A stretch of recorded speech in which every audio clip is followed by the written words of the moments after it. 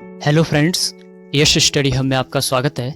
जिन लोगों ने भी चैनल को सब्सक्राइब कर रखा है और जो लोग रेगुलर वीडियोस देखते हैं उन सबको दिल से थैंक्स। और प्लीज़ आप लोग जो सब्सक्राइब करने के बाद भी वीडियोस नहीं देखते हैं, प्लीज़ वीडियो देखा करें। जो लोग भी नए हैं वो लोग प्लीज़ चैनल को सब्सक्राइब करें और बेल आइकन को प्रेस करना ना भूलें। आज हम बायोलॉजी का पहला चैप्टर पढ़ेंगे जिसका नाम है सेल, कोशिका।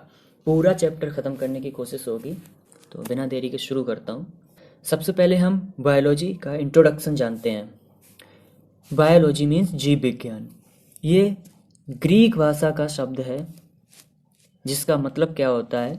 बायो का मतलब होता है सजीव, मीन्स लिविंग, एंड लॉजी का मतलब होता है अध्ययन, मीन्स स्टडी। तो इसकी डेफिनेशन क्या बन जाएगी? To study of livings, means सजीवों का अध्ययन। जीव विज्ञान शब्द का प्रयोग सबसे पहले दो वैज्ञानिकों ने किया था जिनके नाम हैं लैमार्क और ट्रेविरेनस। लैमार्क, ट्रेविरेनस, इन लोगों ने मिलकर सबसे पहले जीव विज्ञान शब्द का प्रयोग किया था। जीव विज्ञान में इसकी शाखाएं, तो शाखाएं हम लोग 2 पढ़ते हैं, 3 पढ़ते हैं, 4 पढ़ते होंगे, लेकिन आपको बता दूं कि 55 प्लस इसकी ब्रांचेस होती हैं बायोलॉजी की। लेकिन हमको मेनली 2 पढ़नी है अभी, बॉटनी एंड जूलॉजी, 2 ही पढ़नी है अभी। बॉटनी मतलब वनस्पति विज्ञान, इसमें हम पौधों की स्टडी करते हैं, study of plants. Zoology means जंतु विज्ञान, इसमें हम जंतुओं की स्टडी करते हैं, अध्ययन करते हैं, स्टडी ऑफ एनिमल्स। वनस्पति विज्ञान के जनक, तो बॉटनी के फादर कौन है? थियोफ्रेस्टस। जंतु विज्ञान के जनक कौन है? जंतु विज्ञान के जनक हैं अरस्तु, एरिस्टोटल। इन्हें ही जीव विज्ञान का जनक भी कहा जाता है, means father of zoology and father of biology. कौन है? अरस्तु, एरिस्टोटल। ये देखिए फ्रेंड्स, मैंने लिखा है cell, tissue, organ, organ system, body. ये क्या है? ये मेनली हमारे बॉडी का स्ट्रक्चर, मतलब बॉडी का निर्माण कैसे होता है, कैसे बनती है बॉडी। तो सबसे पहले आती है सेल, मीन्स कोशिका। ये हमारे शरीर का सबसे छोटा भाग होती है। इनका विखंडन मीन्स ये टूट टूट के टुकड़ों में बंटती है और बहुत सारी बन जाती हैं कोशिकाएं। तो ये मिलके टिश्यू का निर्माण करती हैं, मीन्स टिश्यू बनता है इनसे। टिश्यू मतलब ऊतक या उत्तक। तो ऊतक फिर इसी तरीके से बनते हैं और बहुत सारे ऊतक बनते हैं। तो एक जैसे जो ऊतक होते हैं वो मिलके ऑर्गन बना देते हैं। इसी तरीके से बहुत सारे अलग अलग टाइप के ऊतक मिलके ऑर्गन मीन्स अंग बना देते हैं। अब यही अंग मिलके हमारा अंग तंत्र बनाते हैं। अंग तंत्र का मतलब ऑर्गन सिस्टम बनाते हैं। तो इन्हीं ऑर्गन सिस्टम से बनती है हमारी बॉडी। इसी तरीके से हमारी बॉडी का स्ट्रक्चर तैयार होता है। अब आते हैं अपने पहले चैप्टर पे जिसका नाम है कोशिका, सेल। तो आप लोगों को पता होगा कि जीव विज्ञान की सबसे छोटी कार्यात्मक व संरचनात्मक इकाई होती है कोशिका। ये बात कही थी रॉबर्ट हुक ने। रॉबर्ट हुक ने कही थी ये बात कि जीवन की सबसे छोटी कार्यात्मक व संरचनात्मक इकाई होती है कोशिका। कोशिका के अध्ययन को हम साइटोलॉजी कहते हैं। साइटोलॉजी, साइटो का मतलब होता है साइंस में सेल, मीन्स कोशिका। लॉजी का मतलब होता है स्टडी, अध्ययन करना, यानी कि कोशिका का अध्ययन करना साइटोलॉजी कहलाता है। कोशिका का सिद्धांत किसने दिया था? तो ये हैं सेल्डन और स्वान। सेल्डन, स्वान, इन्होंने कोशिका का सिद्धांत दिया था। अब आते हैं ये सेल की डिस्कवरी, खोज के बारे में। तो रॉबर्ट हुक जी ने सबसे पहले फाइंड की थी, डिस्कवर की थी सेल, लेकिन वो डेड सेल थी, मीन्स मृत, मरी हुई कोशिका थी, छाल थी एक कोई। आगे आते हैं एंटोनी लुवेनहॉक। एंटोनी लुवेनहॉक ने जीवित कोशिका की खोज की थी, लाइव सेल की। लाइव सेल थी और वो सेल थी प्याज की कोशिका, ओनियन सेल थी वो। अब कुछ डायरेक्ट क्वेश्चंस देखते हैं। संसार की सबसे बड़ी कोशिका, लार्जेस्ट सेल ऑफ यूनिवर्स, शुतुरमुर्ग का अंडा, सेल ऑफ ऑस्ट्रिच एग। संसार की सबसे छोटी कोशिका, smallest cell of the universe, जीवाणु की होती है, बैक्टीरिया की। मनुष्य में सबसे बड़ी व लंबी कोशिका मीन्स लार्जेस्ट एंड हाईएस्ट, मतलब लार्जेस्ट और longest cell of human body वो होता है तंत्रिका कोशिका, न्यूरॉन्स बोलते हैं जिनको। मनुष्य में सबसे छोटी कोशिका, smallest cell in human body, वो होती है आरबीसी, रेड ब्लड सेल्स, लाल रुधिर कण। अब हम आते हैं पार्ट ऑफ सेल, कोशिका के भाग। सबसे पहले पढ़ेंगे कोशिका भित्ति मीन्स सेल वॉल। यह पादप कोशिका में पाई जाती है और यह पादपों की बाहरी आवरण है। अब मैं आपको यहाँ पे बता दूं, पादप कोशिका मतलब होता है प्लांट सेल, ठीक है। तो जब भी पादप वर्ड आएगा तो आप प्लांट से रिलेट करेंगे उसको। पादप कोशिका में पाई जाती है और यह पादपों का बाहरी आवरण होता है मीन्स ये आउटर लेयर होती है प्लांट सेल की। यह सेलुलोज की बनी हुई होती है। अब ये सेलुलोज क्या चीज़ है? तो सेलुलोज ये कार्बोहाइड्रेट से मिलकर बना होता है।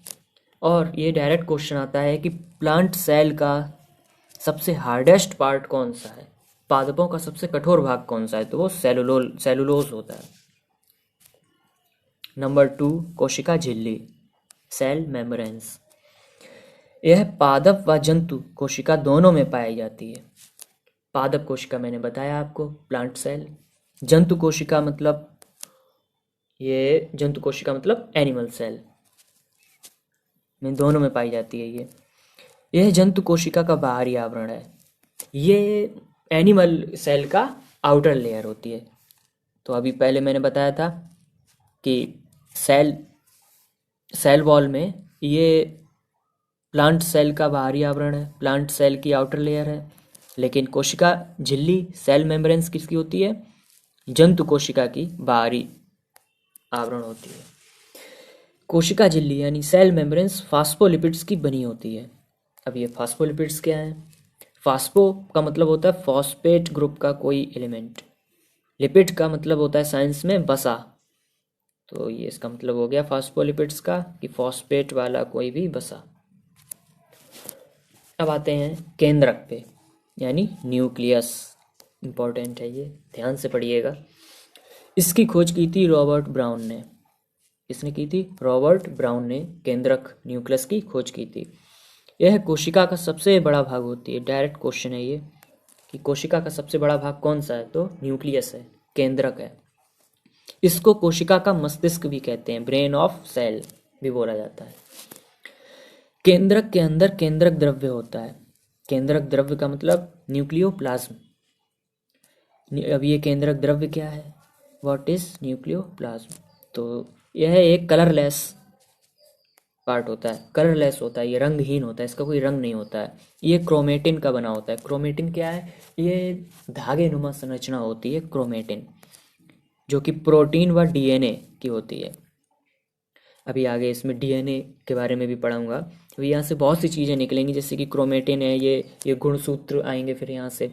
तो गुणसूत्र जब आगे पढ़ेंगे कभी तब बताएंगे कि 23 जोड़ी गुणसूत्र होते हैं, 23 पेयर्स ह्यूमन बींग्स में, यानी 46 नंबर में 46 होते हैं, वैसे 23 पेयर्स होते हैं। खैर, अगला है न्यूक्लिक एसिड। न्यूक्लिक एसिड ये मेनली डीएनए और आरएनए का बना होता है। डीएनए मतलब deoxy ribose nucleic acid, RNA मतलब राइबोस न्यूक्लिक एसिड। अभी इनको विस्तार से पढ़ेंगे। नंबर 4 है माइटोकॉन्ड्रिया। माइटोकॉन्ड्रिया की खोज किसने की थी? ऑल्टमैन ने। इन्हें ये श्रेय मिल गया। वैसे तो ये बहुत लोग हैं इनमें शामिल, जैसे कि सबसे पहले इसको इंसेक्ट में देखा व इसका नाम माइटोकॉन्ड्रिया रखा था। किन्होंने? कॉलिकर बेंडा जी ने रखा था। पादप कोशिका मीन्स प्लांट सेल में किसने देखा था? मेब्स ने, वैज्ञानिक मेब्स। सबसे पहले लिवर से इसको अलग किसने किया था? मीन्स निकाल के इसको अलग किया था सबसे पहले लिवर, यकृत से। क्या नाम है उनका? वेंसले। माइटोकॉन्ड्रिया के अंदर डीएनए व राइबोसोम होता है। माइटोकॉन्ड्रिया के अंदर डीएनए राइबोसोम होता है। और मैं आपको बता दूं, माइटोकॉन्ड्रिया जो है इसमें 2 झिल्ली होती है, 2 लेयर होती हैं। माइटोकॉन्ड्रिया को पावर हाउस ऑफ सेल कहा जाता है। क्यों कहा जाता है? क्योंकि यहाँ कोशिकीय श्वसन होता है, मीन्स सेलुलर रेस्पिरेशन होता है। और हमारी जो एनर्जी होती है, ऊर्जा होती है एटीपी के रूप में, वो माइटोकॉन्ड्रिया के अंदर ही स्टोर होती है। इसी वजह से इसको पावर हाउस ऑफ सेल कहा जाता है। ये याद रखने वाली बात है कि माइटोकॉन्ड्रिया के अंदर सेलुलर रेस्पिरेशन होता है, कोशिकीय श्वसन होता है। नेक्स्ट है लाइसोसोम। लाइसोसोम की खोज की थी डी डुवे ने। यह प्लांट सेल, पादप कोशिका व आरबीसी में नहीं होता है। प्लांट सेल एंड आरबीसी में नहीं होता है और ये सिंगल लेयर होती है, एक झिल्ली इसमें पाई जाती है। इसकी आउटर लेयर में सिंगल झिल्ली होती है। इसको सुसाइडल वेसिकल कहा जाता है, आत्मघाती थैली। और क्या कहा जाता है? एटम बॉम्ब कहा जाता है, परमाणु बम भी कहा जाता है। अच्छा, क्यों कहा जाता है? ये बहुत ही इंटरेस्टिंग है। क्योंकि बाहरी घटक, वायरस और बैक्टीरिया जैसे होते हैं, बाहरी घटक होते हैं ये, इनको नष्ट करने के लिए ये इतनी मतलब मैक्सिमम वैल्यू क्वांटिटी में बनती है हमारी बॉडी में। लाइसोसोम्स बहुत ज़्यादा बनती हैं जिससे ये बैक्टीरिया वायरस को किल कर दें, लेकिन कभी कभी इतनी ज़्यादा बन जाती हैं कि ये अपनी ही थैली को डैमेज कर देती हैं, मतलब खुद में ही विस्फोट कर देती हैं, खुद में ही नष्ट हो जाती हैं। इस वजह से इसको सुसाइडल वेसिकल कहा जाता है। इसका ये इंपॉर्टेंट क्वेश्चन है कि इसमें आंतरिक कोशिकीय पाचन होता है, मीन्स इंटरसेलुलर डाइजेशन होता है। अब ये क्वेश्चन है कि इंटरसेलुलर डाइजेशन कहाँ होता है, आंतरिक कोशिकीय पाचन कहाँ होता है, तो वो कहाँ होता है? लाइसोसोम में। पीछे क्या था? माइटोकॉन्ड्रिया में क्या होता है, मतलब कोशिकीय श्वसन यानी सेलुलर रेस्पिरेशन कहाँ होता है? माइटोकॉन्ड्रिया में। कोशिकीय पाचन, आंतरिक कोशिकीय पाचन से इंटरसेलुलर डाइजेशन कहाँ होता है? लाइसोसोम में। नेक्स्ट है राइबोसोम की खोज किसने की थी? पैलेड ने। पैलेड नाम के वैज्ञानिक थे। यह कोशिका का सबसे छोटा भाग है, डायरेक्ट क्वेश्चन है। कोशिका का सबसे छोटा भाग कौन है? राइबोसोम। झिल्ली यहाँ होती नहीं है इसकी। यह पादप व जंतु दोनों कोशिकाओं में पाया जाता है, means plant cell and animal cell दोनों में पाया जाता है। यह आरएनए व प्रोटीन की बनी होती है। मेनली प्रोटीन की बनी होती है, आरएनए एंड प्रोटीन। यहाँ प्रोटीन मैक्सिमम होता है, इसलिए इसको प्रोटीन की फैक्ट्री कहते हैं, मीन्स फैक्ट्री ऑफ प्रोटीन। ये डायरेक्ट क्वेश्चन है कि प्रोटीन फैक्ट्री क्या चीज़ होती है, तो वो राइबोसोम को बोलते हैं। यह अंतःप्रद्रव्य जालिका में होता है। ये अंतःप्रद्रव्य जालिका क्या है, आगे पढ़ेंगे। इंग्लिश में बोलते हैं इंडोप्लाज्मिक रेटिकुलम। अब हम डीएनए आरएनए को थोड़ा पढ़ लें। इंपॉर्टेंट चीज़ होती है डीएनए एंड आरएनए। ये पहला तो क्वेश्चन यही है कि ये किसके बने होते हैं, तो ये बने होते हैं न्यूक्लियोटाइड के बने हुए होते हैं डीएनए आरएनए। इनमें डिफरेंस देखते हैं। सबसे पहले डेफिनेशन फुल फॉर्म। डीएनए की फुल फॉर्म है डाईऑक्सी राइबो न्यूक्लिक एसिड। इसकी खोज की थी वाटसन एंड क्रिक ने। इसको याद रखना सरल है कि वाटसन ऑस्ट्रेलिया का खिलाड़ी है, क्रिकेट खेलता है, तो इसकी खोज, डीएनए की खोज किसने की थी? वाटसन एंड क्रिक ने। ये आपको पता होगा कि इसमें हेलिक्स मॉडल होता है, द्विकुंडलित होती है डीएनए की संरचना, आपको पता होगी, इस तरीके से होती है डीएनए। ये केंद्रक में होता है डीएनए, माइटोकॉन्ड्रिया में होता है डीएनए, पादप कोशिका मीन्स प्लांट सेल में होता है, और भी अगर डीप जाया जाए तो प्लांट सेल में कहाँ होता है, तो क्लोरोप्लास्ट में होता है। और ये आनुवंशिक होते हैं, मीन्स जेनेटिक होते हैं, ये पीढ़ी दर पीढ़ी होते हैं डीएनए, इनसे पहचान की जाती है। अब आते हैं आरएनए पे, राइबोज न्यूक्लिक एसिड। इसकी खोज की थी फ्रेडरिक मिशर ने। यह केंद्रक व कोशिका द्रव्य दोनों में होता है, न्यूक्लियस एंड साइटोप्लाज्म दोनों में पाया जाता है। प्रोटीन सिंथेसिस करता है, ये प्रोटीन संश्लेषण करता है आरएनए। अब आते हैं वैक्यूलस पे, रिक्तिकाएं। इसकी खोज की थी गार्नियर ने। गार्नियर वर्ड नहीं भूलेंगे आप, इसका तो बहुत ऐड आता है। पादप व जंतु दोनों प्रकार की कोशिकाओं में पाया जाता है और इसमें लेयर भी होती है, झिल्ली भी होती है। पादप व जंतु means animal and plant cell दोनों में पाई जाती हैं। इनका मुख्य कार्य क्या होता है? कार्बनिक पदार्थ का संग्रहण, means storage of organic compounds. Water and organic compound का स्टोरेज करते हैं ये, इसीलिए इसे पॉकेट ऑफ सेल कहा जाता है, मतलब कोशिका की जेब कहा जाता है। इसी वजह से जब इमरजेंसी हो, हमें फूड ना मिले, मान लो बहुत टाइम तक फूड नहीं मिलता है, 1 दिन हो जाए 2 दिन हो जाए, तो ये स्टोर करके रखती हैं, जानती हैं कभी मिला फूड नहीं मिला तो ये एनर्जी देती रहेंगी हमको, इसीलिए इनको पॉकेट ऑफ सेल बोला जाता है। प्लांट सेल में इसका आकार बड़ा होता है, साइज बड़ा होता है प्लांट सेल में, एनिमल सेल में छोटी होती हैं। अब आते हैं गोल्जी काय, गोल्गी बॉडी पे। इसकी खोज की थी कैमिलियो गोल्जी ने, Camillo Golgi. Plant cell and animal cell दोनों में पाई जाती है, पादप व जंतु कोशिका दोनों में पाई जाती है गोल्जी बॉडी। इसका कार्य क्या होता है? प्रोटीन को इकट्ठा करना, बंडल के रूप में, मतलब बिखरी हुई होती है, जो भी प्रोटीन बिखरे हुए होते हैं उनको कलेक्ट करके एक जगह लाना, means collect of protein. Protein को इकट्ठा करने का काम गोल्जी काय का है। इसको ट्रैफिक पुलिस ऑफ सेल भी कहा जाता है। क्यों कहा जाता है? क्योंकि ये रास्ता देती रहती है, मतलब रुकावट को सब दूर करती हुई जाती हैं सेल को। प्रोटीन सारा इकट्ठा होकर एक जगह आ जाए, कोई दिक्कत ना हो, इसके लिए जगह बनाती हैं, तो ट्रैफिक पुलिस ऑफ सेल बोलते हैं गोल्जी बॉडी, गोल्जी काय को।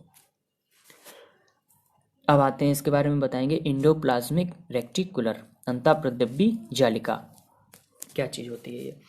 इसकी खोज की थी पोर्टर ने, पोर्टर वैज्ञानिक ने खोज की थी। यह एक झिल्लियों का जाल है जो केंद्रक झिल्ली व कोशिका झिल्ली के बीच स्थित होता है। केंद्रक झिल्ली व कोशिका झिल्ली के बीच में होता है, और ये दो तरीके का होता है, 2 टाइप्स ऑफ ईसी, ईआर बोलेंगे, ईआर एंडोप्लाज्मिक रेक्टिकुलम। एक होता है रफ ईआर, एक होता है स्मूथ ईआर। रफ मीन्स खुरदरा ईआर, ये ज़्यादा स्टेबल होता है, मतलब ज़्यादा मजबूती से टिका रहता है मतलब ये।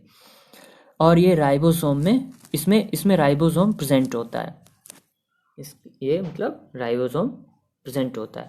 दूसरा होता है स्मूथ ईआर, ये लिपिड सिंथेसिस का करता है, ये वसा का संश्लेषण करता है, लिपिड सिंथेसिस करता है, इसका काम है वसा संश्लेषण, और ये ज़्यादा स्टेबल नहीं होते हैं।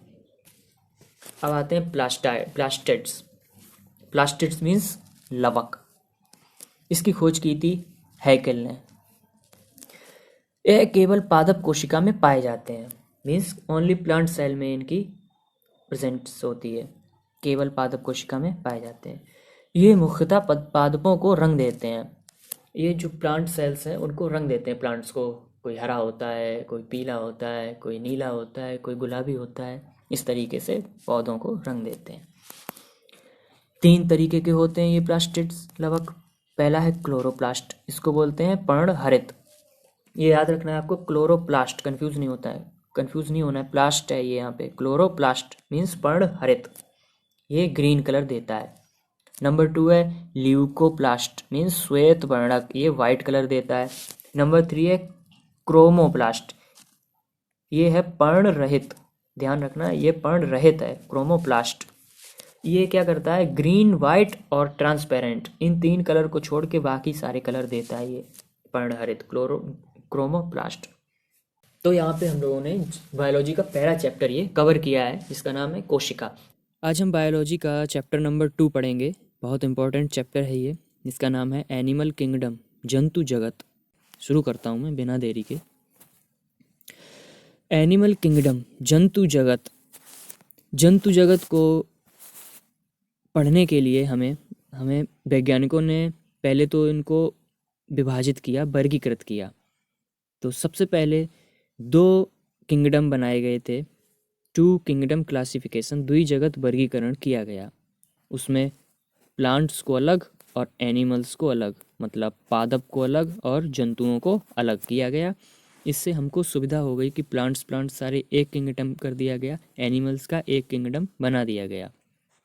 ये काम किया था कार्ल्स लीनियस ने, इनको फादर ऑफ एनिमल किंगडम भी कहा जाता है, कार्ल्स लीनियस। इसके बाद आए 3 किंगडम क्लासिफिकेशन पर, 3 किंगडम क्लासिफिकेशन, त्रिजगत वर्गीकरण। ये किया था वैज्ञानिक हैकल ने, त्रिजगतीय वर्गीकरण हैकल जी ने किया था। इन्होंने क्या किया? प्लांट्स, एनिमल, ये तो पहले से थे ही 2 जगती में, उसके बाद इन्होंने प्रोटिस्टा को भी ऐड कर दिया था। उसके बाद नंबर आया 5 किंगडम क्लासिफिकेशन का, 5 जगत वर्गीकरण का। ये इम्पॉर्टेंट है, R.H. वेइटेकर ने इसको डिफाइन किया था, R.H. वेइटेकर ने ये वर्गीकरण किया। इन्होंने क्या किया कि प्लांट, एनिमल, प्रोटिस्टा ये तो मिल ही गए, उसके बाद दो चीज़ें इन्होंने और ऐड की, एक तो मोनेरा और एक फंगी या फंजाई, जो भी आप प्रोनाउंस करते हो इसको, फंजी या फंगाई, कवक बोलते हैं जिसको हिंदी में। अब आते हैं हम एनिमल किंगडम। कार्डेटा और नॉन कार्डेटा ये दो भागों में बांटा जाता है। कार्डेटा का मतलब होता है कशेरुकी। कशेरुकी, सबसे पहले हम कशेरुकी की प्रॉपर्टी पढ़ते हैं कि क्या क्या प्रॉपर्टीज हैं इसमें, प्रॉपर्टी जो हम इनको कशेरुकी बोल सकते हैं। सबसे पहला पॉइंट है, इनमें मेरुदंड यानी बैकबोन यानी रीढ़ की हड्डी पाई जाती है, सबसे पहली प्रॉपर्टी है। ये सारे क्वेश्चन ही समझिए आप, आपको खुद पता लगेगा जब आप प्रीवियस ईयर क्वेश्चन को पेपर लगाएंगे, आप समझेंगे सारे क्वेश्चन ही हैं, आपको कोई थ्योरेटिकल नहीं है। तो सिर्फ आपको ये पॉइंट याद रखने हैं और कुछ नहीं करना है। आप नोट्स बनाएं, मैं नोट्स इसीलिए मैंने बनाए हैं कि आप भी इससे देख के प्रभावित हों, आप खुद से नोट्स बनाएं, चाहे आप जैसे बनाएं, आप वीडियो देख के बनाएं या फिर आपको ये सब मेरे नोट्स ही मिल जाएंगे ये PDF में। तो आप टेलीग्राम ग्रुप या मेरा टेलीग्राम चैनल है उसको ज्वाइन कर सकते हैं, यूट्यूब में जाके मेरे चैनल पे जाके उसके अबाउट में जाएंगे तो आपको लिंक मिल जाएगा वहाँ पे। सबसे पहली प्रॉपर्टी क्या है कॉर्डेटा की, इनमें बैकबोन होता है। कहाँ पे पाया जाता है ये भी इंपॉर्टेंट क्वेश्चन है। तो डॉर्सल साइड, वो डी लिखा है, DORSAL, डॉर्सल साइड मीन्स पृष्ठीय भाग में, यानी हमारे पीछे वाले पोर्शन में बैकबोन पाई जाती है, ये प्रॉपर्टी थी।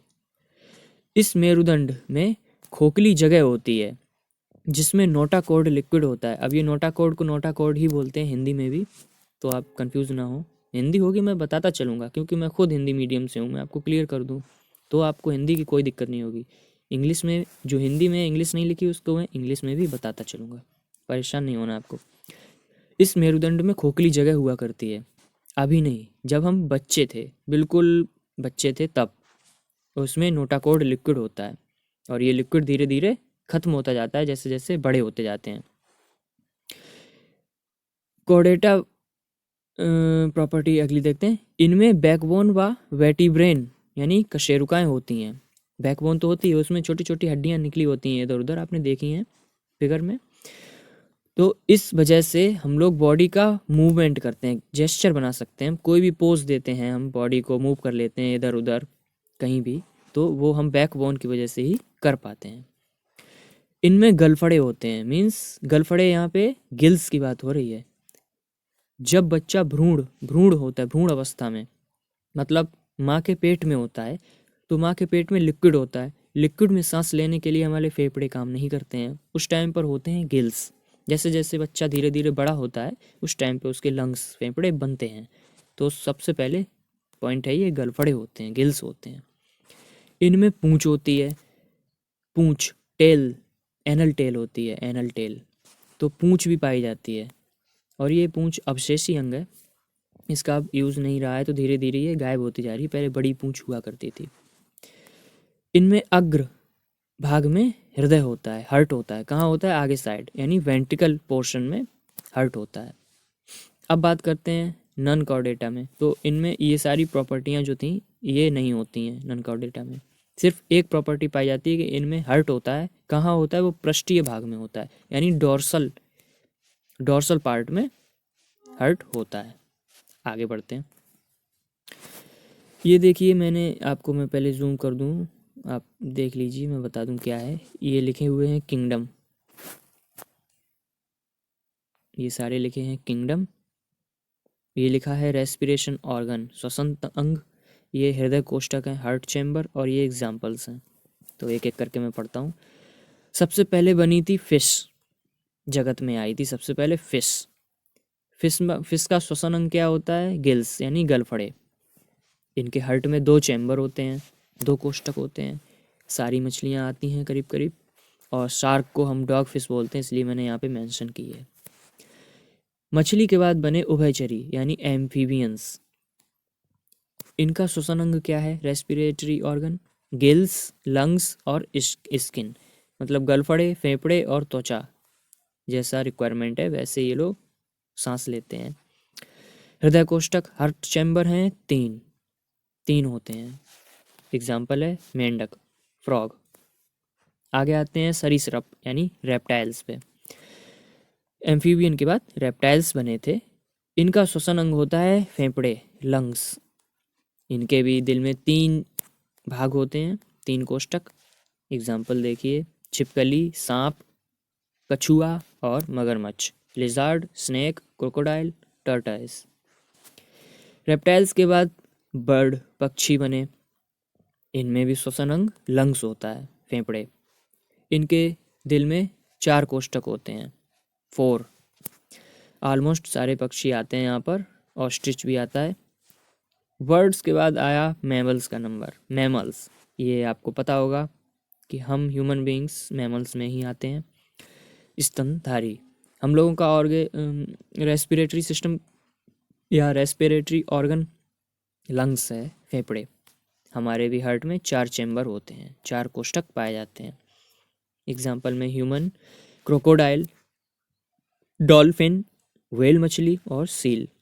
ये क्रोकोडाइल, डॉल्फिन, व्हेल, ये आप इम्पॉर्टेंट हैं, ज़रूर याद रखिए। तो इसको आप देख लीजिएगा एक नज़र में। आगे बढ़ते हैं। अब हम बात करते हैं ग्रुप ऑफ एनिमल किंगडम, जंतु जगत का वर्गीकरण। किस तरीके से इनको वर्गीकृत किया गया है, एक एक प्रॉपर्टी देखते चलेंगे। सबसे पहले नंबर पे आता है प्रोटोजोआ। प्रोटोजोआ देखते हैं, ये एक कशेरुकी होते हैं। ये एक कशेरुकी होते हैं यानी यूनिसेलुलर होते हैं। ये जलीय एक्वेटिक जीव होते हैं। इनमें ऊतक व अंग नहीं होते हैं, ऑर्गन एंड टिश्यूज अब्सेंट होते हैं इनमें। ये स्वतंत्र व परजीवी होते हैं। स्वतंत्र मीन्स फ्री स्टेट, परजीवी मीन्स पैरासाइट होते हैं। पैरासाइट फ्री स्टेट में कौन से होते हैं? अमीबा, यूग्लिना, पैरामीशियम, ये होते हैं फ्री स्टेट में। और जो भी ये फ्री स्टेट में होते हैं ये हमें नुकसान नहीं पहुंचाते हैं। पैरासाइट्स में कौन होते हैं? परजीवी कौन से होते हैं? प्लाज्मोडियम, ट्रिप्नोसोमन। प्लाज्मोडियम और ट्रिप्नोसोमन, ये पैरासाइट्स में होते हैं, परजीवी होते हैं ये। नेक्स्ट दूसरा है पोरीफेरा। पोरीफेरा, इनमें पोरी का मतलब होता है छेद, छिद्र, होल। तो इससे इसका नाम समझ में आ गया होगा कि ये पोरीफेरा मीन्स ये इनमें छेद होते हैं, छोटे छोटे छोटे छोटे छेद पाए जाते हैं। ये जलीय जीव होते हैं और ये ज़्यादा छेद होने की वजह से पोर्स होने की वजह से स्पंज की तरह रिएक्ट करते हैं। यानी कि स्पंज वाले जीव किस श्रेणी में आते हैं? पोरीफेरा में। ये बहुकोशिकीय यानी मल्टी सेलुलर होते हैं। ये यूकैरियोटिक होते हैं। क्यों? क्योंकि इनमें केंद्रक पाया जाता है, इसलिए ये यूकैरियोटिक होते हैं। एग्जाम्पल देखिए, साइकॉन, म्योनिया, स्पोंजिला और हाइलोनेमा, ये एग्जाम्पल थोड़े वैसे हैं, आप 2-3 बार पढ़ेंगे, आपको एग्जाम्पल ही याद रखने हैं, मेन एग्जाम्पल ही याद रखने हैं। बाकी क्वेश्चन आते हैं कभी कभी, कुछ इंपॉर्टेंट क्वेश्चन भी हैं, इसलिए मैंने सारे एग्ज़ाम ओरिएंटेड ही लिए हैं। जो ये आए हुए हैं वही लिखे हैं पॉइंट, एक्स्ट्रा नहीं लिखा है कुछ भी। तो एग्जाम्पल पे आप ध्यान देंगे। अगला है निडीरिया। ये सी से शुरू होता है लेकिन सी साइलेंट होता है। निडीरिया, ये जलीय जीव होते हैं, एक्वेटिक। ये परपोषी होते हैं यानी हिट्रोटॉप्स होते हैं। ये अपना खाना स्वयं नहीं बना सकते हैं। इनमें अंग नहीं पाए जाते हैं, ऑर्गन अब्सेंट होते हैं। इनकी मेन प्रॉपर्टी होती है जो आपको बिल्कुल याद ही रखनी है कि इनमें ब्लड नहीं होता है। इनमें ब्लड नहीं होता है। Example hydra, porpita, coral, obelia. Next अगला है टेनोफोरा। ये भी सी से स्टार्ट होता है लेकिन सी साइलेंट है। टेनोफोरा, प्रॉपर्टी क्या है इसकी? ये जलीय जीव होते हैं, इनमें भी ब्लड नहीं होता है। ये पारदर्शी होते हैं मीन्स ट्रांसपेरेंट होते हैं। मेन प्रॉपर्टी है इनकी, ये ट्रांसपेरेंट होते हैं, ट्रांसपेरेंट होते हैं। एग्जाम्पल जेलीफिश, जेलीफिश यहीं पे आती है, इसलिए इनको ट्रांसपेरेंट वालों का एक अलग ग्रुप बनाया गया था, टेनोफोरा। जेलीफिश यहीं आती है। जेलीफिश का दूसरा नाम है जेलीफिश का ऑरेलिया, तो जेलीफिश को ऑरेलिया भी बोलते हैं। नेक्स्ट प्लेटीहेल्मिन्थीस। प्लेटीहेल्मिन्थीस, अब यहाँ पे प्लेटी वर्ड है। प्लेट का मतलब होता है चपटा, बिल्कुल सपाट, चपटा। हेलमिन्स का मतलब होता है साइंस में कृमि यानी वॉर्म। तो चपटे हुए जो भी कृमि होते हैं वो सब प्लेटीहेल्मिन्थीस में प्लेटीहेल्मिन्थीस में पढ़ते हैं। प्रॉपर्टी देखते हैं। इनमें रिप्रोडक्शन मीन्स प्रजनन कैसे होता है, लैंगिक अलैंगिक, ठीक है। ये द्विलैंगिक होते हैं, मतलब बाइसेक्सुअल होते हैं। इनमें आहार नाल नहीं होता है, आहार नाल मीन्स एलिमेंट्री कैनाल नहीं होता है। ये परजीवी होते हैं मीन्स पैरासाइट होते हैं, यानी ये फ्री नहीं होते हैं, फ्री स्टेट में। एग्जाम्पल टीनिया और फाइजेलिया, यानी फाइजिला जो भी पढ़ें आप। टेनिया को ही हम टैप वॉर्म बोलते हैं, दूसरा है फाइजिला। आपको एग्जाम्पल याद रखना है, ध्यान रखना है एग्जाम्पल्स। अगला है नेमोटोडा। नेमोटोडा ये होते हैं गोलक्रमी, भाई जब चपटे होंगे तो गोल भी होते होंगे, ये गोलक्रमी है, राउंड वॉर्म है। ये फ्री स्टेट और पैरासाइट दोनों टाइप के होते हैं, स्वतंत्र रूप में भी हैं और परजीवी भी हैं। इनमें प्रजनन होता है, मेल और फीमेल दोनों एक ही, मतलब दोनों जैसी ज़रूरत होती है वैसा ये बना लेते हैं, मतलब दोनों इनमें पाए जाते हैं। एग्जाम्पल एस्केरस, बुचरेलिया, ये एग्जाम्पल है। नेक्स्ट है एनीलीडा। एनीलीडा ये खंड रूपी होते हैं, मतलब सेगमेंट में इनकी बॉडी होती है। इनमें लैंगिक प्रजनन होता है। ये फ्री और पैरासाइट प्रकृति के होते हैं, मतलब ये फ्री स्टेट में भी हैं और परजीवी भी हैं। एग्जाम्पल केंचुआ, अर्थवॉर्म, जोंक, लींच। एग्जाम्पल याद रखने हैं आपको, ये ज़रूरी है। एग्जाम्पल केंचुआ, जोंक कहाँ आते हैं, ये एनीलीडा में आते हैं और इनकी बॉडी खंड में होती है, सेगमेंट में होती है। Next Mollusca. मोलस्का यह जंतु जगत का दूसरा सबसे बड़ा समूह होता है। जंतु जगत का, एनिमल किंगडम का सेकंड लार्जेस्ट फाइलम है ये।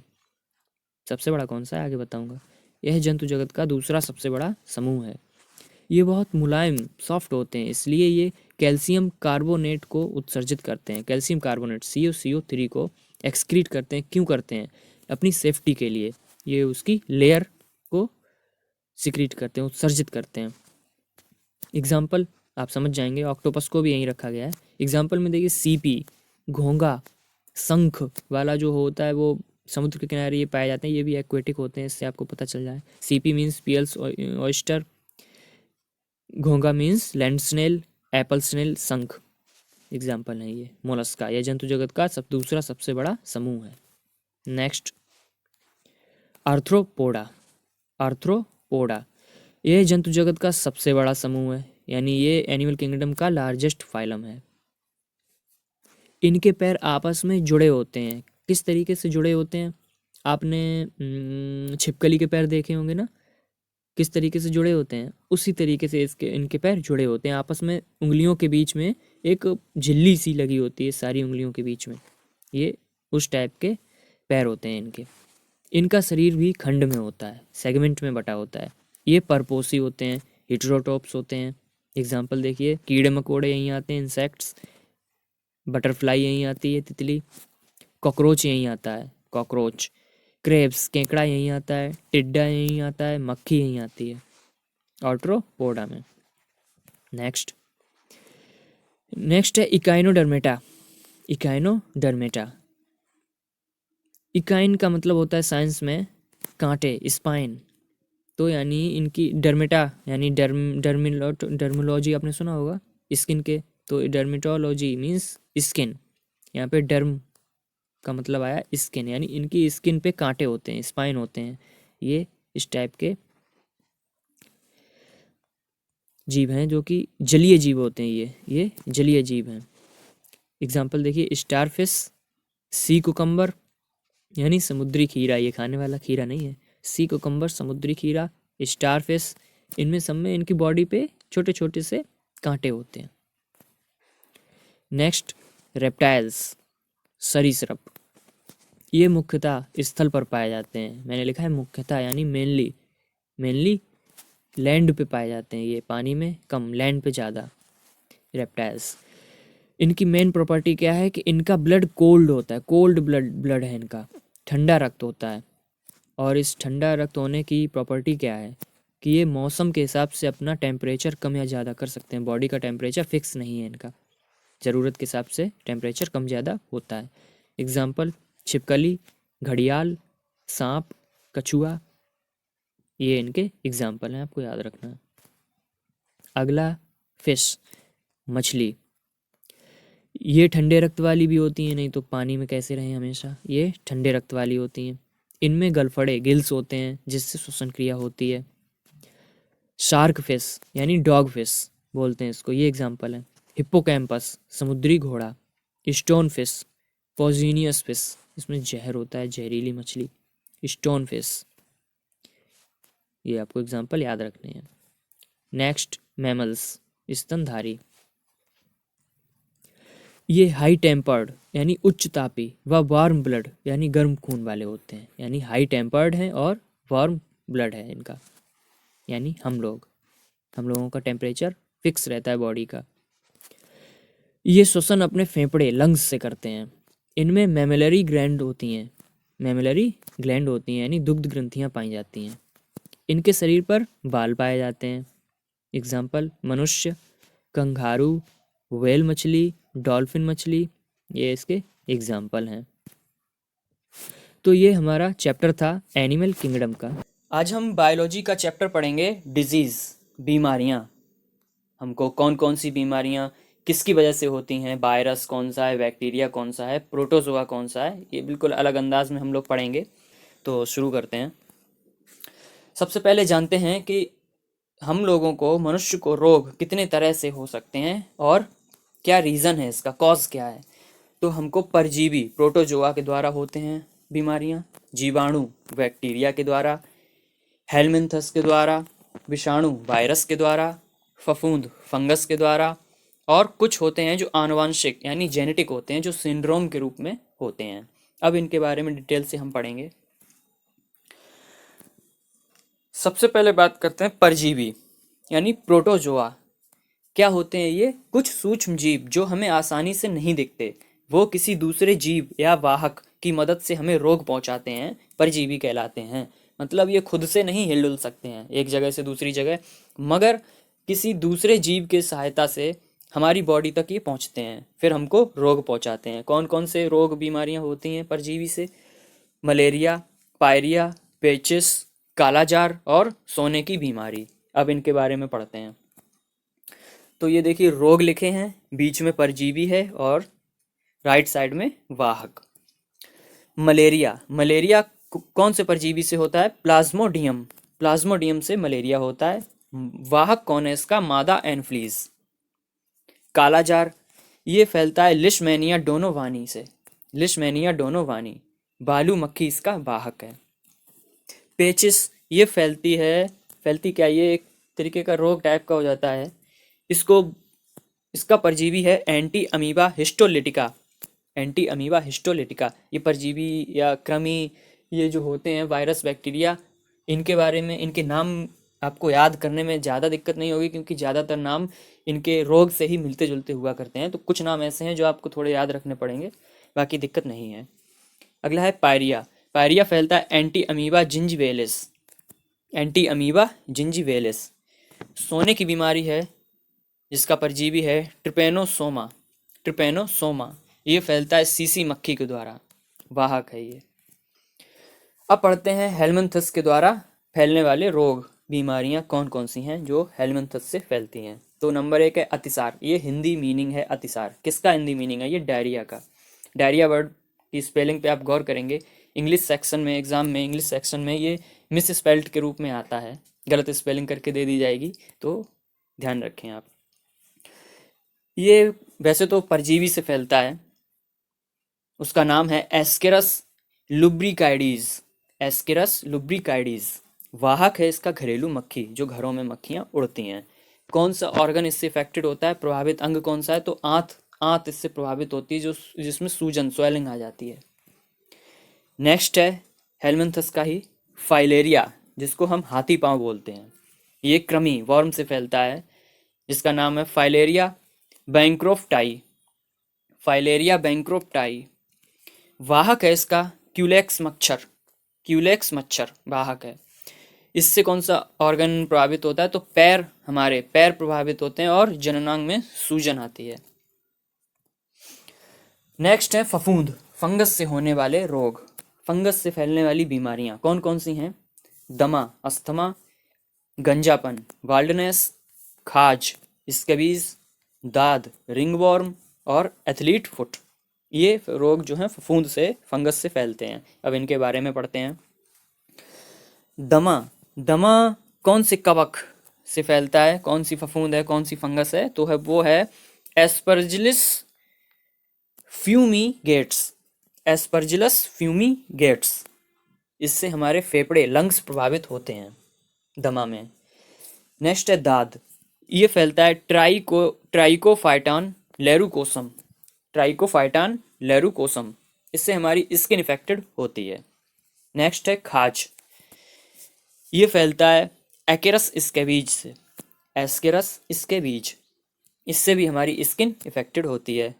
दाद खाजी आप जानते ही होंगे, बताने की ज़रूरत नहीं है। गंजापन, तो ये फैलता है टीनिया कैपिटस, टीनिया कैपिटस से। इसमें हमारे बाल झड़ जाते हैं। एथलीट फुट, ये फैलता है टीनिया पेडिस से, टीनिया पेडिस। हमारे पैर फटने लगते हैं, अजीब से हो जाते हैं पैर, तो ये टीनिया पेडिस से। नेक्स्ट हम पढ़ेंगे आनुवंशिक यानी जेनेटिक कौन कौन से रोग हैं जो हमको फैलते हैं, एक पीढ़ी से दूसरी पीढ़ी चले जाते हैं जीन्स के द्वारा, गुणसूत्रों के द्वारा, और ये सिंड्रोम के रूप में भी होते हैं। तो कौन कौन से हैं? वर्णांधता, colour blindness, haemophilia, Turner syndrome, Klinefelter syndrome, Down syndrome और पटाउ सिंड्रोम। ये हैं इतने। अब इनके बारे में पढ़ते हैं। सबसे पहले वर्णांधता, कलर ब्लाइंडनेस, ये क्या होती है? इसमें लाल और हरे रंग में पहचान नहीं कर सकते हम। जो ये रोगी होता है, इस रोग की वाहक स्त्रियां होती हैं। फीमेल्स से ये रोग फैलता है, बीमारी फैलती है। और सबसे बड़ी बात यह है कि इससे फीमेल्स को प्रभाव नहीं होता है, मतलब ये फीमेल्स को ये बीमारी ना के बराबर होती है, लेकिन फैलती फीमेल्स से ही है। तो ये ध्यान रखेंगे आप। नेक्स्ट है हीमोफीलिया। हीमोफीलिया में क्या होता है? रक्त का थक्का देर तक नहीं बनता। नॉर्मली अगर हमें कोई चोट लगती है, बॉडी में इंजरी होती है, तो मिनिमम बोला जाता है 3 से 5 मिनट, 6 मिनट के बीच में रक्त का थक्का, ब्लड क्लॉटिंग हो जाती है। लेकिन इस रोग में 24 घंटे तक हो सकते हैं जो हमारा थक्का नहीं जमेगा, खून बहता रहेगा। तो ये रोग हीमोफीलिया कहलाता है। इस रोग की वाहक भी स्त्रियां होती हैं, और इस रोग से भी प्रभावित स्त्रियां ना के बराबर होती हैं। नेक्स्ट है टर्नर, ये एक सिंड्रोम रोग है। टर्नर, यह रोग स्त्रियों में होता है जिससे उनमें 45 गुणसूत्र ही रह जाते हैं, जिस कारण से वो बांझ रह जाती हैं, मीन्स उनके बेबी नहीं होता है, बच्चा नहीं होता है। ये बहुत खतरनाक है। 45 गुणसूत्र, यहाँ बात आई गुणसूत्र की।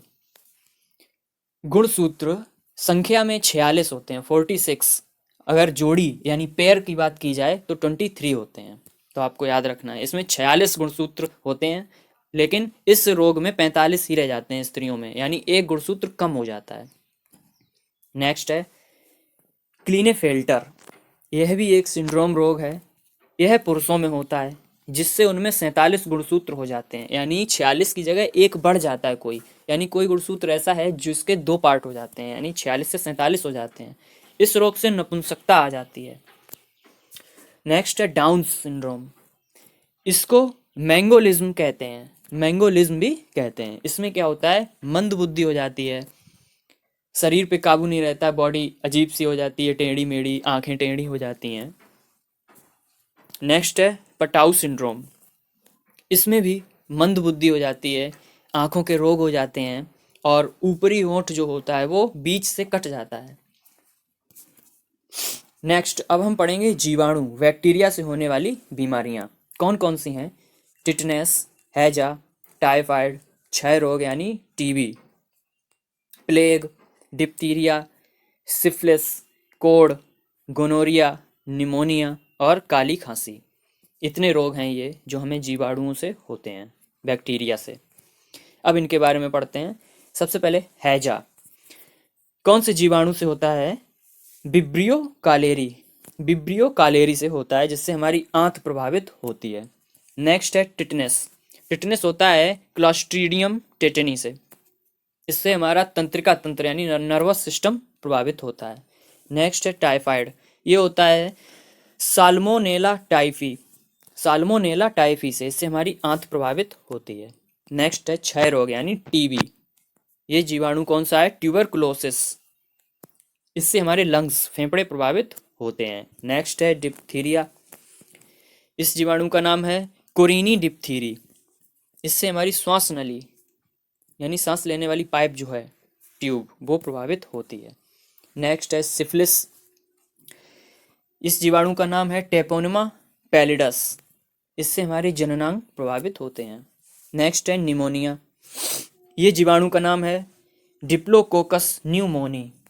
इससे हमारे फेफड़े प्रभावित होते हैं। नेक्स्ट है गोनोरिया। इस जीवाणु का नाम है नाइसेरिया गोनोरियाई। इससे हमारा मूत्र मार्ग प्रभावित होता है। नेक्स्ट है प्लेग। इस जीवाणु का नाम है पास्चरेला पेस्टिस। इससे हमारे फेफड़े और पैर के कांरव मीन्स दोनों पैर के बीच की जगह जो होती है वो पैर के कांरव कहलाती है। आप सर्च कर लीजिएगा, इसको मिल जाएगा आपको। नेक्स्ट है काली खांसी। इस जीवाणु का नाम है हिमोफिलिस परटूसिस। इससे हमारा श्वसन तंत्र प्रभावित होता है।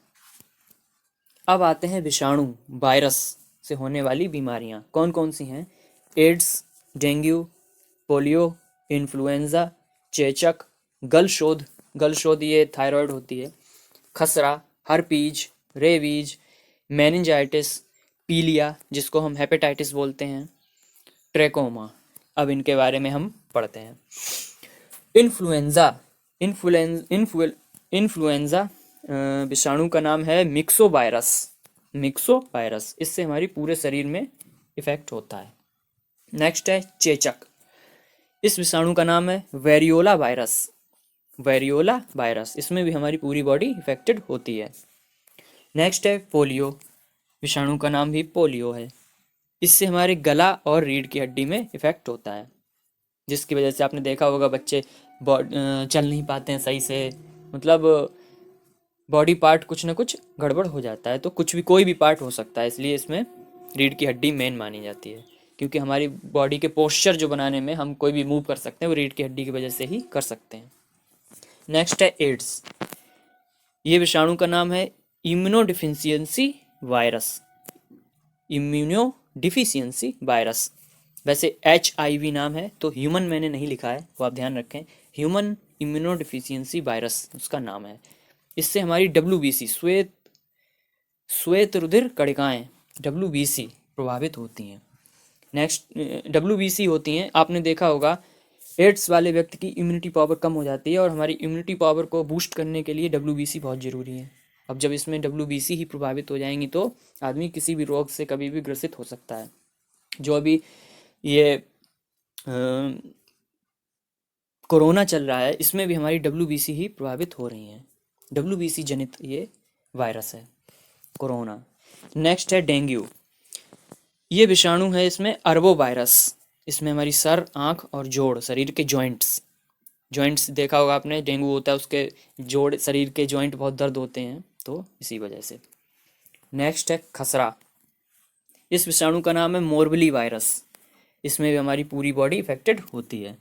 नेक्स्ट है पीलिया से हमारा लिवर इफेक्टेड होता है। नेक्स्ट है रेबीज।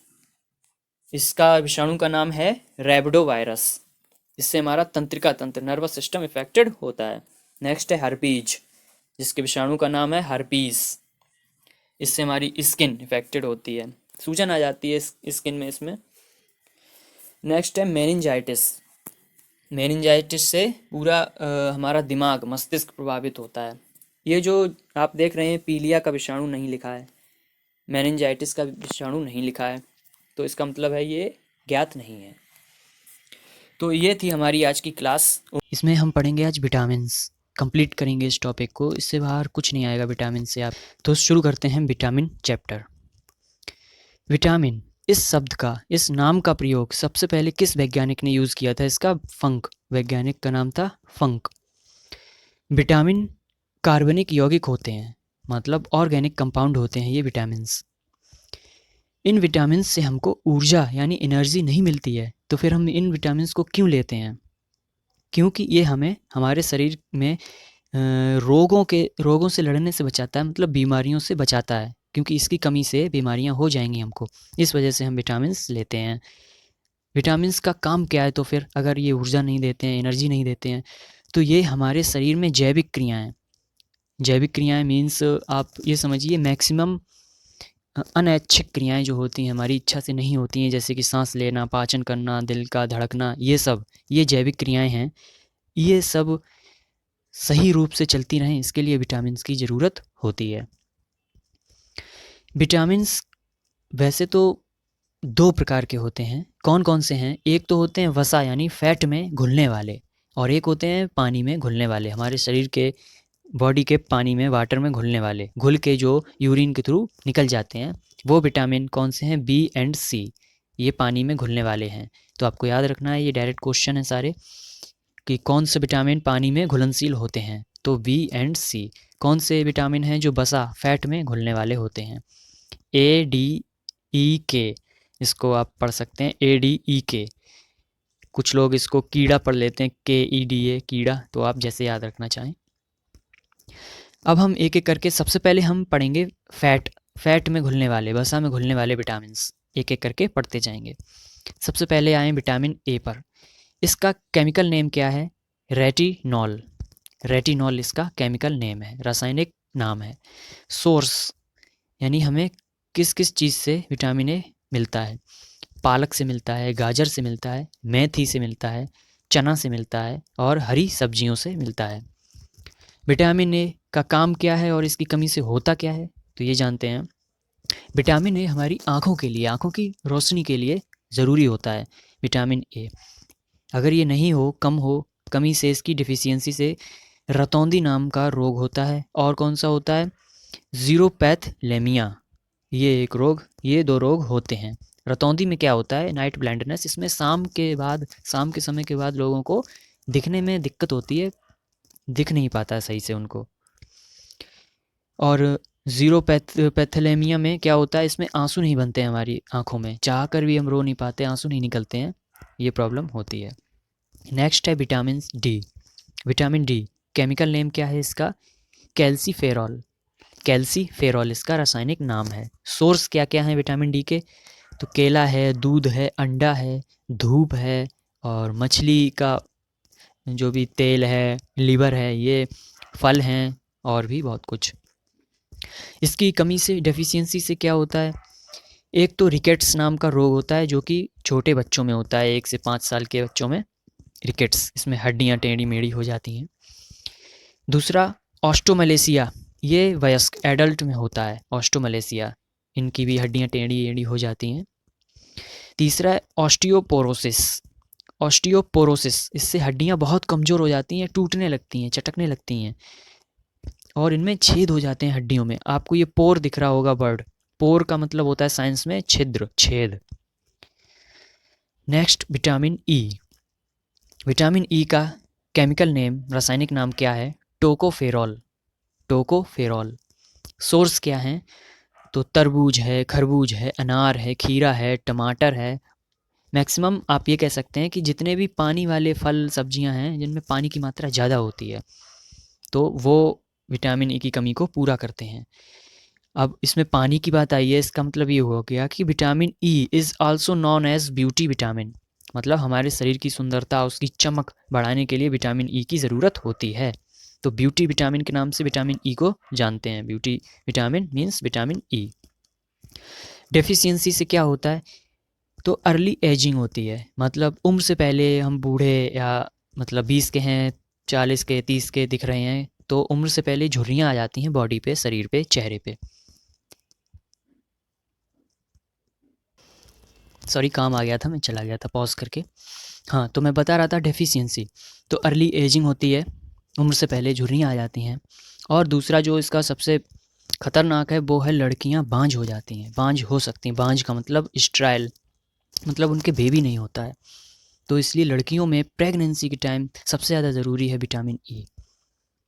नेक्स्ट विटामिन के। विटामिन के का केमिकल नेम, रासायनिक नाम है फाइलोक्वेनिन। फाइलोक्वेनिन। सोर्स क्या क्या हैं? पालक, दूध, अंडा, सोयाबीन आदि, मतलब आयरन वाली चीज़ें इसमें चाहिए होती हैं बॉडी को।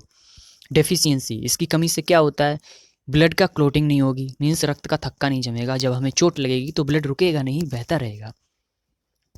विटामिन के हमारे शरीर के किसी घाव से बहने वाले खून को रोकता है, ये ध्यान रखना है आपको। Next vitamin B1। अब हम आए हैं ये जो हमारे शरीर के पानी में घुल के यूरिन के थ्रू निकल जाते हैं, वो विटामिन है B एंड C। तो अब हम विटामिन B को पढ़ेंगे बारी बारी। तो विटामिन B1, इसका केमिकल नेम क्या है, थायमीन। थायमीन इसका रासायनिक नाम है। सोर्स क्या क्या है, चावल, गेहूँ, सूरजमुखी के बीज, मूंगफली, मतलब जो भी दाने वाली चीज़ें हैं जिनमें दाने होते हैं, बीज होते हैं, वो चीज़ें। डेफिशिएंसी से होता है बेरी। ये बेरी क्या है, तो मांसपेशियों में कमजोरी आ जाती है और शरीर में लकवा भी हो सकता है, मतलब हम कमज़ोर हो जाते हैं मांसपेशियों से, मसल्स वीक हो जाती हैं। नेक्स्ट है विटामिन B2। इसका केमिकल नेम क्या है, राइबोफ्लेविन या कैरोटीन। सोर्स क्या क्या है, दूध से बने हुए प्रोडक्ट्स, मलाई, मक्खन, पनीर, ये सब। Cow milk is the best source, गाय का दूध सबसे अच्छा सोर्स है विटामिन B2 के लिए। इसकी डेफिशिएंसी से क्या होता है, जीभ ज़्यादा लाल हो जाती है और छाले पड़ जाते हैं, और क्या होता है, लिप्स क्रैक होते हैं, होंठ हमारे चटकने लगते हैं। नेक्स्ट है विटामिन B3। इसका केमिकल नेम क्या है, नियासिन या फिर कह सकते हैं निकेटीन एसिड। ये एसिड की फॉर्म में होता है इसका केमिकल नेम। सोर्स क्या क्या है, fruits, green vegetables, milk, mushrooms, etc। इसकी डेफिशिएंसी से क्या होता है, आपने सुना होगा D4 सिंड्रोम, यानी 4D होते हैं इसमें, ये ख़तरनाक है। सबसे पहले आते हैं D for diarrhoea, D for dermatitis, इसको पेलेग्रा बोलते हैं। इसमें हाथ की उंगलियां इतनी गल जाती हैं, गल के गिरने लगती हैं, उसको पेलेग्रा बोलते हैं। नेक्स्ट है डरमेंटिया में क्या होता है, मेमोरी लॉस हो जाती है हमारी, या हम कोमा में जा सकते हैं। उसके बाद फाइनली डेथ। तो ये बहुत ख़तरनाक है, ये विटामिन B की कमी नहीं होनी चाहिए। नेक्स्ट है विटामिन B5। केमिकल नेम क्या है इसका, पेंटोथेनिक एसिड। सोर्स क्या क्या है, आंवला, green vegetables, milk, mushroom and green tea. इसकी डेफिशिएंसी से हेयर लॉस होते हैं, बाल झड़ने लगते हैं और बाल सफ़ेद होते हैं, वाइट हेयर। नेक्स्ट है विटामिन B6। इसका केमिकल नेम क्या है, पायरोडॉक्सिन। सोर्स क्या है, अनार, चुकंदर, नारियल, सोयाबीन और भी फल हैं, etc। इसकी डेफिशिएंसी से क्या होता है, माइल्ड अनेमिया। अनेमिया बहुत तरीके की होती है, अभी यहीं मैं 2-3 तरीके की पढ़ाऊँगा। तो ये है माइल्ड अनेमिया। माइल्ड अनेमिया का मतलब क्या है, इसमें RBC बनती ही नहीं है, RBC के आगे मैंने क्रॉस लगाया है, RBC बनती ही नहीं है, रेड ब्लड सेल्स बनती ही नहीं है।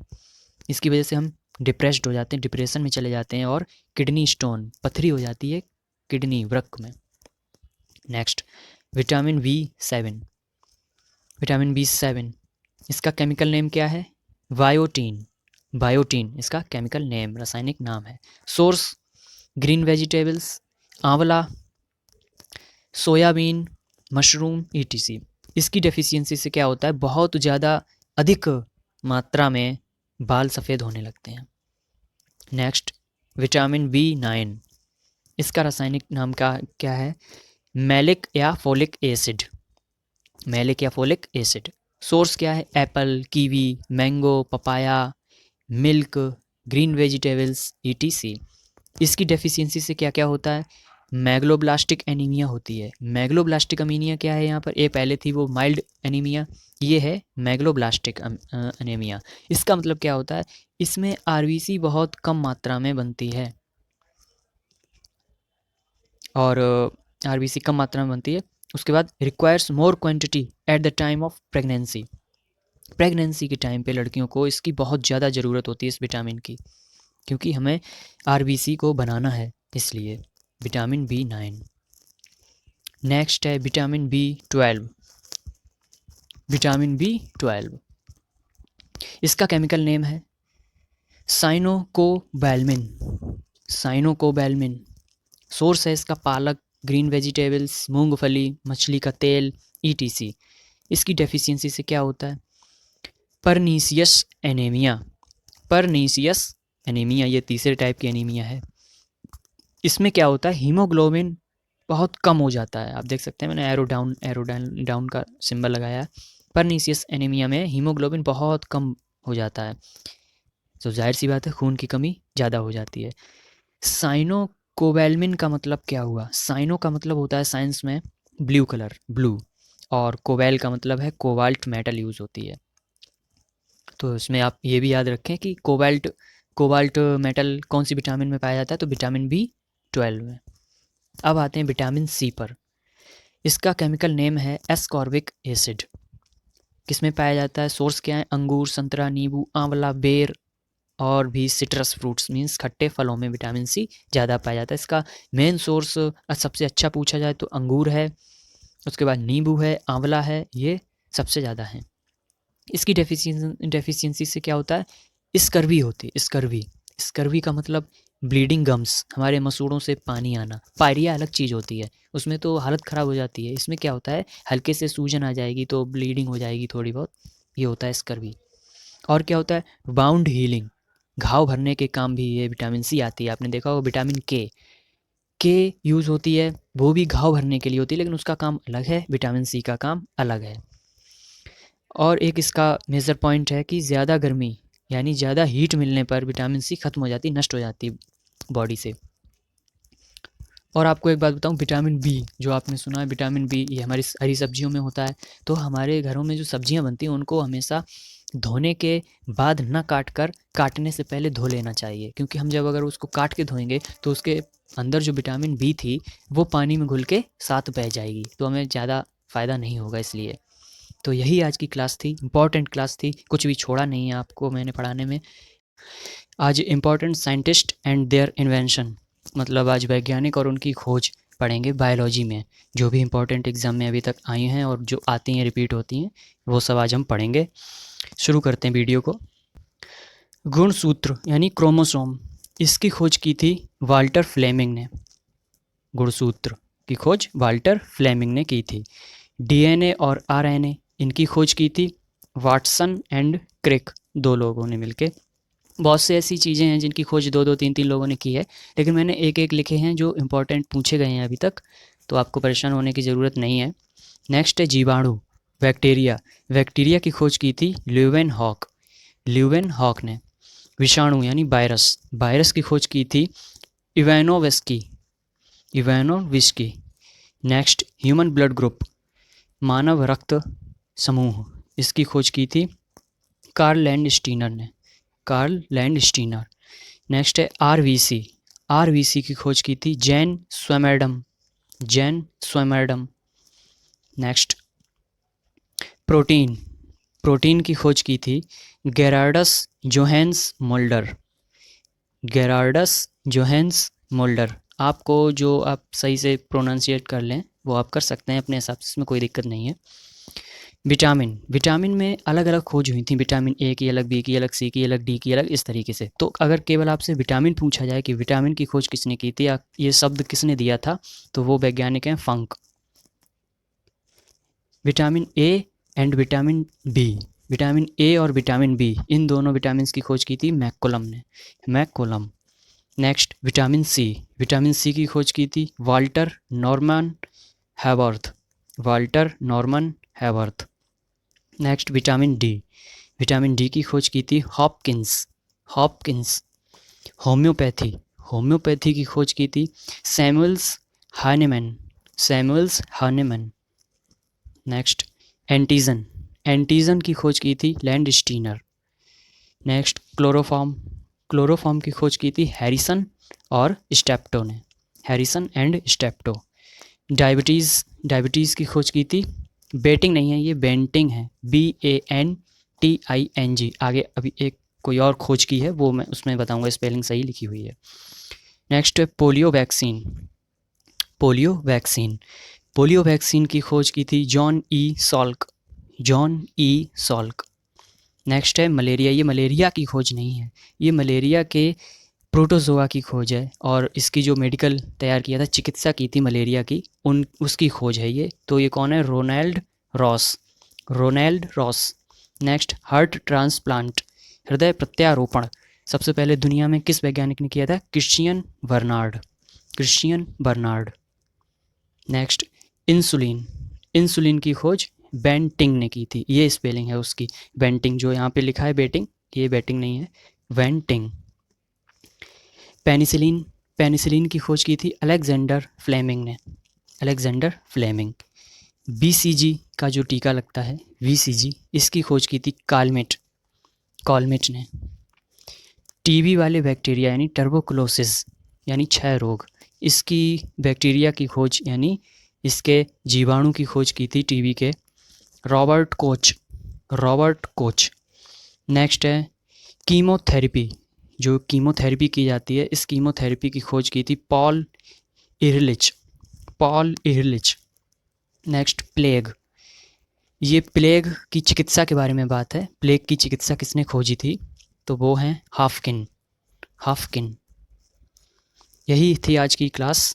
आज हम पढ़ेंगे ह्यूमन लंग्स, बायोलॉजी का टॉपिक है। तो शुरू करते हैं वीडियो को। आपको सबसे पहले फिगर से मैं ये बताना चाहता हूँ कि जो ये साइड होती है बायोलॉजी में, ये साइड को हमेशा लेफ़्ट साइड बोलते हैं और ये साइड को हमेशा राइट साइड बोलते हैं। अब शुरू करते हैं लंग्स यानी फेफड़े। सबसे पहले मैं हिंदी में बताऊंगा, उसके बाद इंग्लिश में इसको जरा सी देर में इसका रिवीजन कराऊंगा। बने रहें आप वीडियो में। फेफड़े को फुफ्फुस भी कहा जाता है। विज्ञान में फेफड़े को पल्मोनो शब्द दिया जाता है, मतलब साइंस में पुल्मोनो टर्म से डिनोट किया जाता है फेफड़े को यानी लंग्स को। इसका मतलब होता है लंग। फेफड़े के अध्ययन को पुल्मोनोलॉजी कहा जाता है। पुल्मोनोलॉजी, स्टडी टू लंग्स। नेक्स्ट, फेफड़े का रंग लाल या गुलाबी होता है। अगर ऑप्शन में लाल आता है तो लाल लगाएंगे, गुलाबी आता है तो गुलाबी लगाएंगे। ऐसा कब होता है? जब इंसान स्वस्थ है, मतलब कोई धूम्रपान, बीड़ी, सिगरेट, तंबाकू नहीं पीता है, बिल्कुल हेल्दी है इंसान, तब उसके फेफड़े का रंग लाल या गुलाबी होता है। मनुष्य के शरीर में एक जोड़ी फेफड़े होते हैं, यानी कि दो होते हैं, जैसा कि आपको फिगर में दिखाया था अभी। एक फेफड़ा दाईं ओर और दूसरा बाईं ओर होता है। देख सकते हैं आप, ये है बाईं ओर, ये है दाईं ओर।